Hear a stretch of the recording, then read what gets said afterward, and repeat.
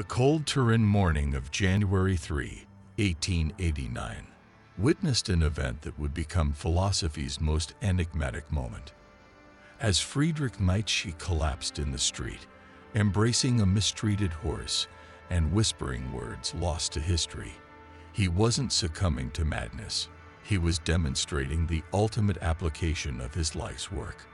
What the psychiatric establishment would later diagnose as general paralysis of the insane was in fact the final devastating performance of a mind that had peered too deeply into the abyss of human potential. This isn't merely philosophy. This is the lost art of psychological alchemy, a systematic method to transmute the lead of your perceived flaws into the gold of unconquerable strength. By the time we're finished, you'll possess not just understanding, but practical tools used for centuries by history's most formidable minds. Tools that modern psychology has deliberately suppressed because they make individuals too powerful, too independent, too dangerous to systems of control. The great psychological lie. We live in an age where human excellence is systematically pathologized. That child who questions authority, oppositional defiant disorder, that teenager who thinks deeply about mortality, depression, that adult who works with obsessive intensity, autism spectrum. The psychiatric establishment has created a world where the 7 deadly sins have been replaced by the 7 billable diagnoses, each serving to medicate away the very traits that could make you extraordinary. Nietzsche saw this coming with terrifying clarity when he wrote, "All beings so far have created something beyond themselves. And do you want to be the ebb of this great flood and even go back to the beasts rather than overcome man?" What he recognized, and what we've forgotten, is that what we call mental illness is often simply evolutionary advantage in disguise, biological superiority mismatched with an inferior environment. Case study: The Divine Madness of Vincent van Gogh. Consider the medical records of Vincent van Gogh, which read like a textbook of psychiatric pathology. Temporal lobe epilepsy causing violent seizures. Possible bipolar disorder with extreme mood swings. Hallucinations and psychotic episodes. Diagnosed with acute mania with generalized delirium. Yet every one of these symptoms directly contributed to his genius. The yellow hues that dominate his later work, likely caused by digitalist toxicity from his heart medication, which also produces xanthopsia, a visual condition that makes everything appear yellow-tinged.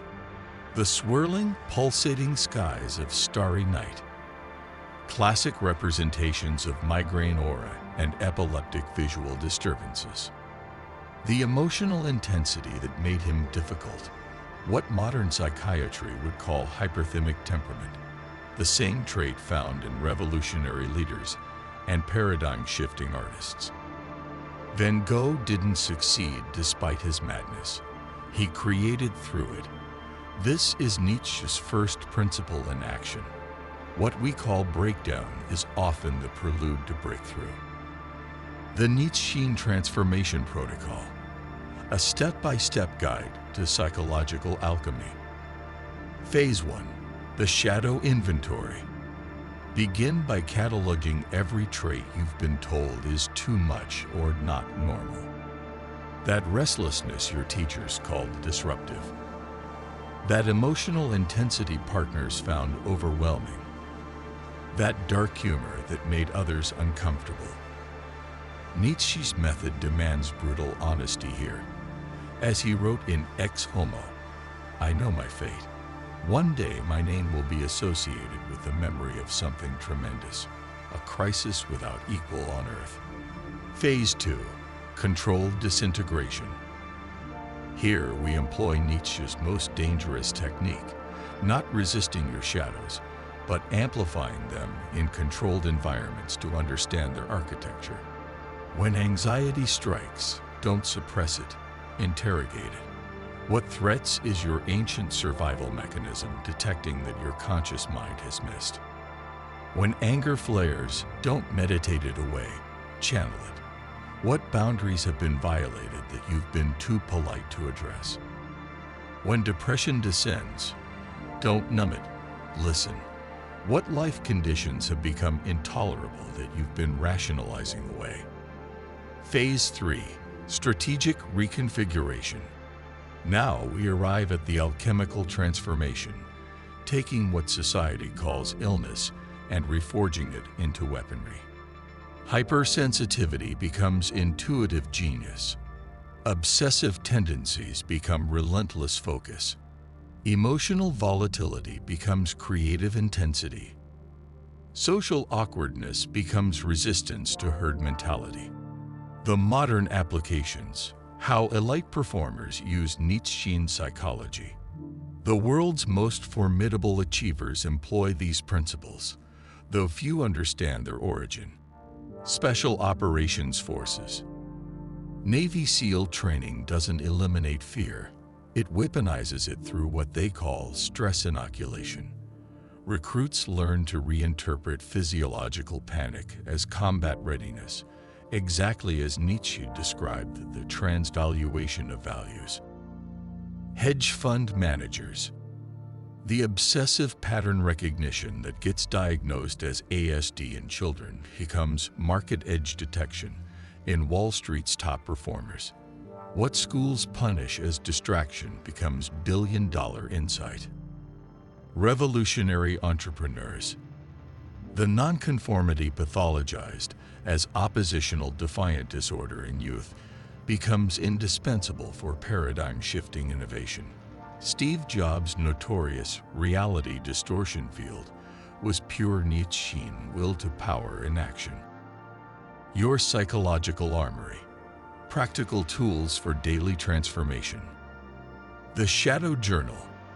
Each morning, document one flaw you'll weaponize that day. Its potential evolutionary advantage. Planned application. The Alchemist's Meditation. When a negative emotion arises, locate its physical manifestation. Amplify it momentarily. Ask, what survival purpose does this serve? The transvaluation drill.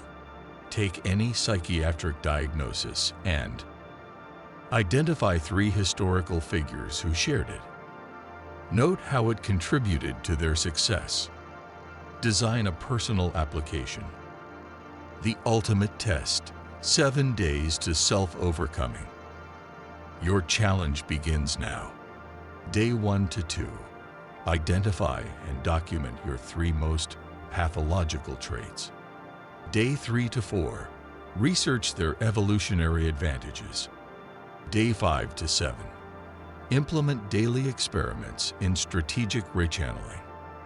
Pro tip: the greater your resistance to this exercise, the more you've internalized society's programming. Final words: the choice that defines a life. As Nietzsche wrote before descending into his final silence, become who you are. This wasn't poetic advice. It was a battle cry against the psychological castration of modern society. The psychiatric establishment wants you medicated. The self-help industry wants you perpetually healing. Nietzsche offers a more dangerous path. Stop fixing yourself and start arming yourself. Your depression isn't a chemical imbalance. It's your soul's rebellion against a mediocre life. Your anxiety isn't a disorder. It's your potential screaming for expression. Your so-called madness isn't illness. It's the raw material of genius waiting to be forged. The choice is yours. Continue numbing your power with pharmaceuticals and platitudes. Or pick up Nietzsche's hammer and perform psychological alchemy on yourself. If you're ready to begin, smash the like button. It fuels our mission to spread forbidden knowledge. Subscribe. Tomorrow's video reveals how the CIA weaponized these principles. Comment. Will to power below. Join others awakening to their true potential. Remember, they diagnosed you with disorders to distract you from the fact that the world is disordered. The question is, will you keep believing their lies?